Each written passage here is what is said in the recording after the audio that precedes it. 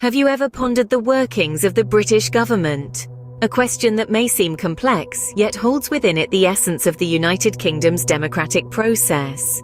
This intricate system, with its checks and balances, its traditions and modern practices, is a fascinating study of governance. Today we delve into this labyrinth, unraveling the structure of the British government piece by piece. So fasten your seatbelts and sharpen your minds. Get ready to explore the British government like never before. The British government operates under an unwritten constitution. Now, what does that mean exactly?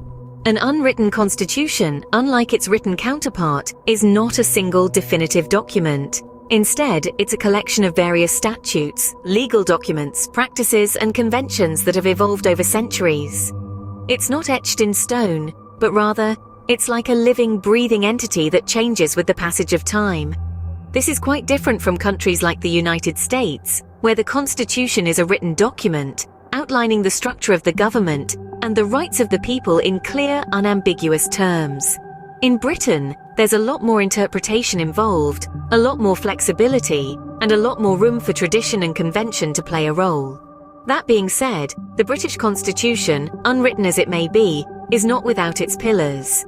It draws from four main sources: statute law, common law, parliamentary conventions, and works of authority. Statute law refers to laws that have been enacted by a legislative body, such as the Parliament. These statutes, or Acts of Parliament, form the bedrock of the British Constitution.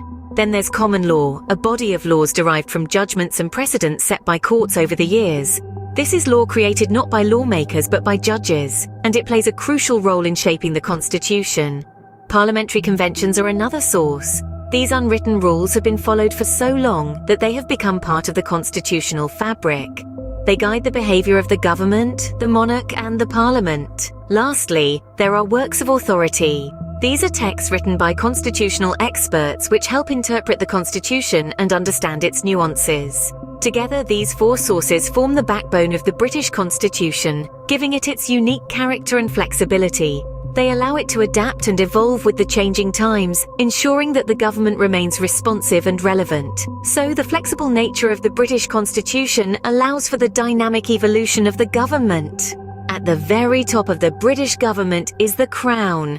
Now, when we say the Crown, we're not talking about a literal jewel-studded headpiece. Instead, it's a term that represents the monarch, the king or queen, and their role in the governance of the country. The Crown's role in the British government is largely symbolic. The monarchy, you see, is a constitutional one, meaning that the monarch's powers are limited by the Constitution.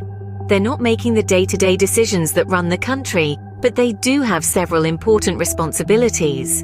The monarch's duties include the opening and closing of each session of Parliament, giving royal assent to legislation, and making state visits to other countries.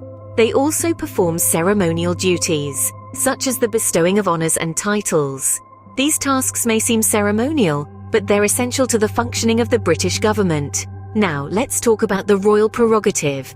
This is a set of powers and privileges belonging to the monarch, but most are exercised by government ministers in the monarch's name.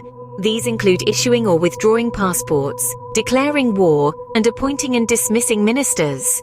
However, these powers have been significantly curtailed over the centuries, and today the royal prerogative is largely symbolic.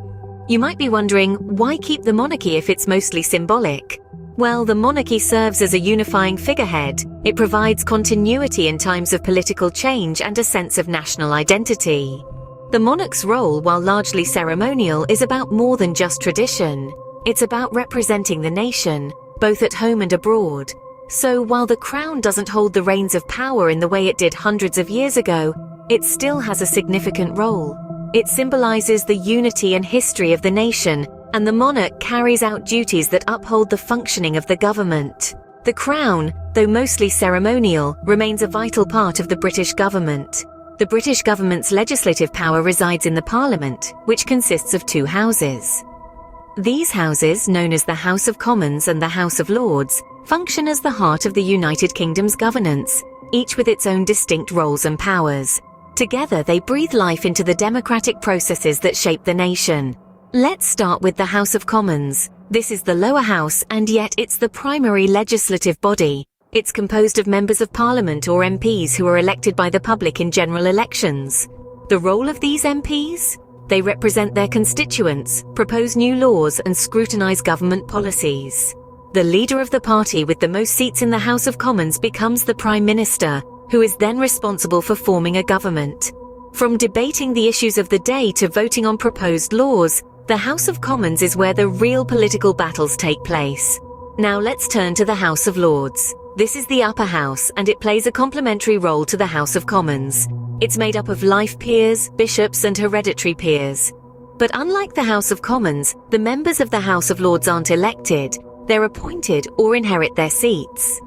The Lords don't have the power to block legislation, but they can suggest amendments and request further examination. They play a crucial role in refining and reviewing legislation, ensuring that the laws passed are robust, fair, and workable. So how does a bill become a law in the UK? It's a journey that starts in either house but must be agreed upon by both. A bill goes through several readings and stages of scrutiny, receiving the input and expertise of both Commons and Lords. Once both houses agree on the final text, the bill is sent for royal assent and becomes law.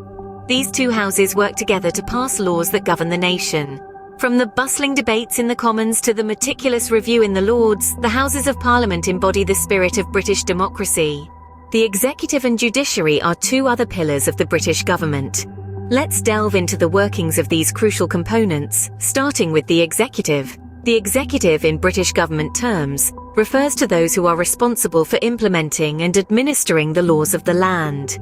At the helm of this body is the Prime Minister, who is the head of government and leader of the ruling party in the House of Commons. The Prime Minister, along with a team of senior ministers known as the Cabinet, makes vital decisions about the country's domestic and foreign policies. They are the ones steering the ship of the British state, setting its course and speed. The Cabinet, comprising about 20 members, meets weekly to discuss and decide on key issues. These ministers lead various government departments, and their responsibilities range from health to defence, education to finance. Together, they form a collective decision-making body, turning the wheels of government. Yet government isn't just about making and implementing laws, it's also about ensuring those laws are applied fairly and justly, which brings us to the judiciary. The judiciary, the guardian of the British legal system, is independent of the other branches of government. It's their job to interpret and apply the law, ensuring it aligns with the principles enshrined in the British Constitution. Their independence is vital, offering a check and balance against potential abuses of power. The judiciary is led by the Lord Chief Justice and includes other judges in various courts. They don't just adjudicate on cases brought before them, they also play a key role in shaping the law through their judgments. Their decisions form precedents that guide the interpretation of laws in future cases. This is known as common law, a system that has its roots deep in British history. In essence, the executive and judiciary are like two sides of a coin. One side, the executive, implements laws, setting the direction for the country. The other side, the judiciary, ensures those laws are interpreted and applied fairly, providing a crucial balance in the system. The executive implements laws, while the judiciary ensures their fair application. The British government is a fascinating combination of tradition and modernity.